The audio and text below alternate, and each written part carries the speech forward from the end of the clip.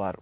మరి అట్లాంటి తాటి ముంజలు వేసవికాలంలో ముఖ్యంగా ఏప్రిల్ నెల, మే నెల వచ్చినాయంటే తాటి ముంజలు బాగా విరివిగా దొరుకుతుంటాయి. చాలామంది తాటి ముంజలు కడుపు నొప్పి వస్తుందని, తేడా చేస్తుందని భయపడుతూ ఉంటారు. గట్టిగా ముదిరిపోయిన ముంజలు ఉంటాయి. అలాంటివి ఒక్కొక్కరికి కొద్దిగా నమలక మింగేసేసరికి ఆ మొక్క డైజెషన్ కాక కొంతమందికి ఏదైనా కడుపు నొప్పి వస్తే రావచ్చు. అలాంటి గట్టిగా ముదిరిపోయిన తాటి ముంజలు మానేసి, తాటి ముంజు లోపల నీళ్లు ఉంటాయే, ఆ నీళ్లుండే ముంజలు, లేత ముంజలు మనం తింటుంటే కూడా మెత్తగా లూజుగా ఉంటాయి చూసారా, అలాంటివి వాటిని అట్లా తాటి ముంజలు చెక్కి కోసిచ్చినప్పుడు వేలుతో తోడుకు తినేసే పద్ధతి అది మీకు కరెక్ట్గా తెలిసిపోతాయి.